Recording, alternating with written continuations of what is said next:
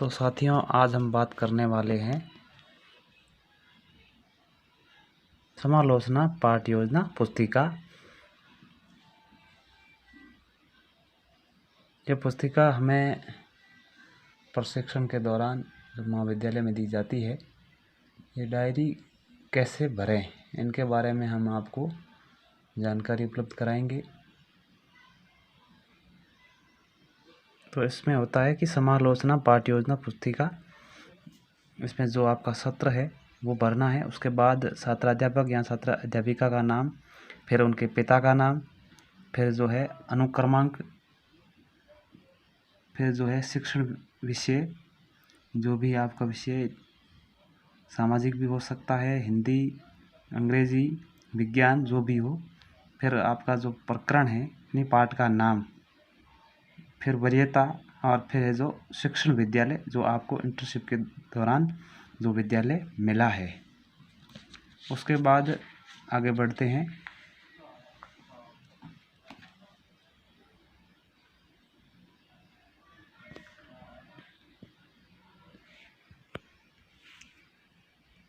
तो हम देख पाएंगे कि इसमें सबसे पहले अपन को दिनांक भरना है, और फिर विद्यालय का नाम, फिर जो कक्षा है, फिर कालांश, फिर जो समय होता है यानी अपना जो कालांश होता है लगभग वो आधा घंटा यानी 30 मिनट का होता है, वो भरना है। उसके बाद संबंध जो इकाई होती है यानी पाठ का नाम भरना है।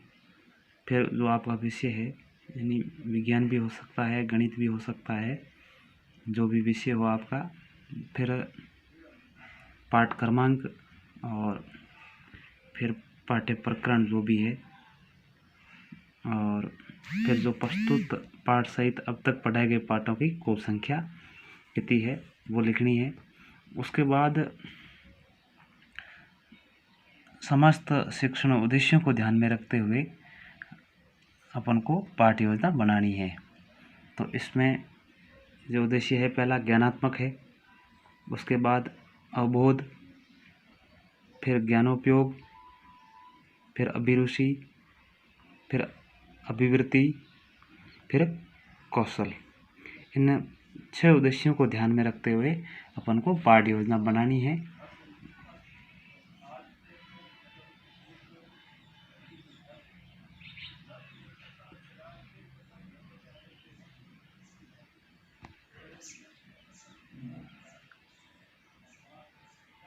इसके बाद आगे बढ़ते हैं।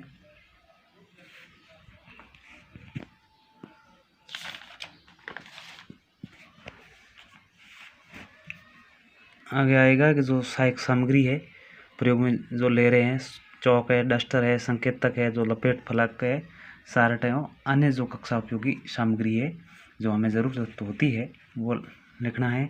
उसके बाद आएगा पूर्व ज्ञान, यानी विद्यार्थी को अपन जो पाठ पढ़ा रहे हैं उससे पहले पूर्व ज्ञान उस पाठ के बारे में कितना है, उसको उस पाठ से यानी पूर्व ज्ञान को नवीन ज्ञान से जोड़कर बच्चे को पढ़ाना है।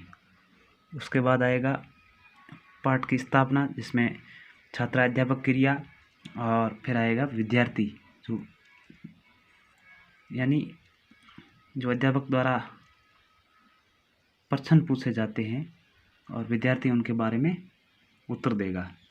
उसके बाद में आएगा पाठ्याभिसूचन, जो भी हो।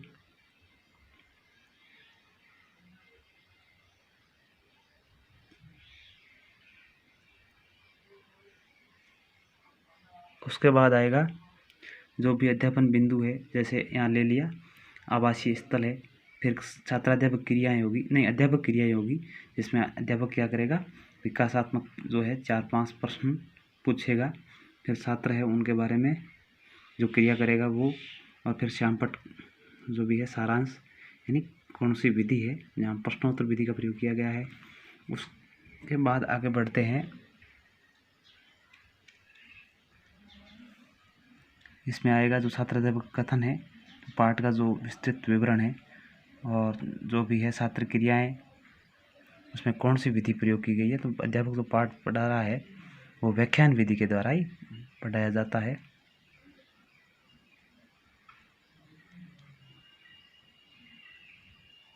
समस्त जो है जानकारी इस प्रकार है।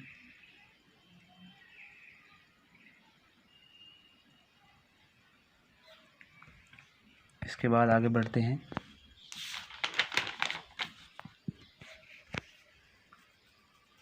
फिर बोध प्रश्न आएंगे। अध्यापक द्वारा जो बोध प्रश्न पूछे जाते हैं पाठ पढ़ाने के बाद, यानी पाठ का कुछ भाग पढ़ाने के बाद बोध प्रश्न किए जाते हैं। उसके बाद जो छात्र क्रियाएं की जाती है वो है, इसमें विधि आएगी जो प्रश्नोत्तर विधि होगी।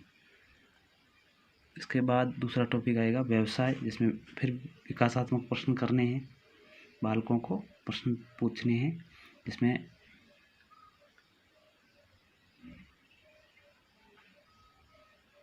विद्यार्थी उत्तर देंगे।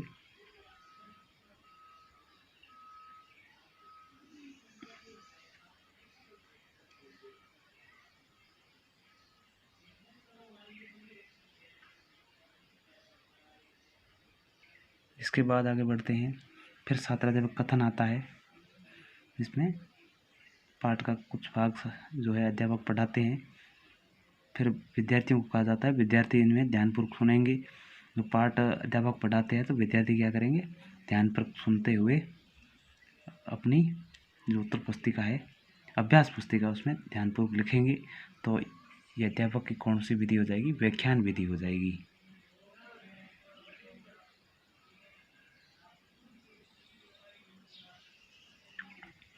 इसी के साथ आगे बढ़ते हैं। देखेंगे फिर बहुत प्रश्न आगे, पाठ का कुछ भाग पढ़ाने के बाद फिर अध्यापक है जो छात्रों से प्रश्न पूछेंगे, यानी जो पाठ पढ़ाया उनके जो कितना ज्ञान प्राप्त हुआ है उसके बारे में। और फिर जो है छात्र उत्तर देंगे। उसके बाद जो है ये विधि है प्रश्नोत्तर विधि है, प्रश्नोत्तर पर विधि है। उसके बाद तीसरा जो है पॉइंट शुरू हो जाता है, औजार के क्षेत्र कौन कौन से हैं। तो अध्यापक फिर से विकासात्मक प्रश्न पूछेगा, पूछने के बाद छात्र है जो उत्तर देंगे। ये प्रश्नोत्तर पर विधि है।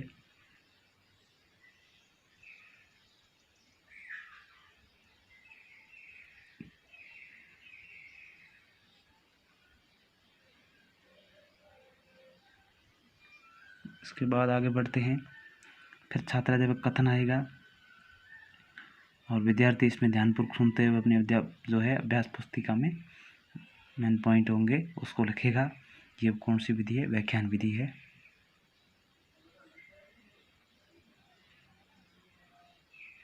इसी के साथ आगे बढ़ते हैं। फिर है पाठ जो है पूरा होने जा रहा है, जिसमें पूरा होने के बाद है जो फिर से बहुत प्रश्न पूछे जाएंगे, जिसमें छात्र है जो उत्तर देंगे। ये प्रश्नोत्तर पर विधि है।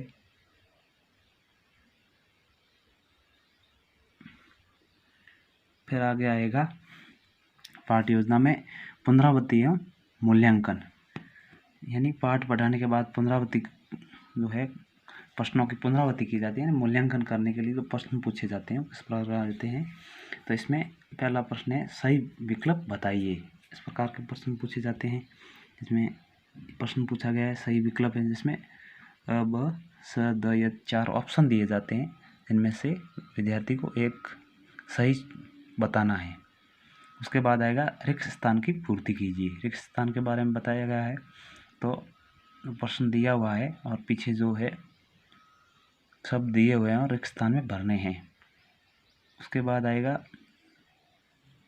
सत्य और असत्य कथन को ढूंढिए, यानी बताइए। सही और गलत के बारे में बताना है। फिर आएगा गृह कार्य। विद्यार्थी को जो है गृह कार्य दिया जाता है, वो घर से करके लाना, अपने अभ्यास पुस्तिका में करके लाना होता है। इसके बाद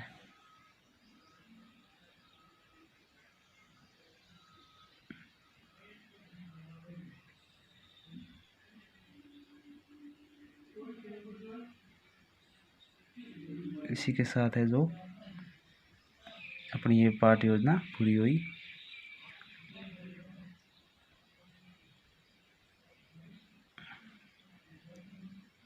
तो साथियों, इस चैनल को आप आगे शेयर भी करें और सब्सक्राइब भी करें।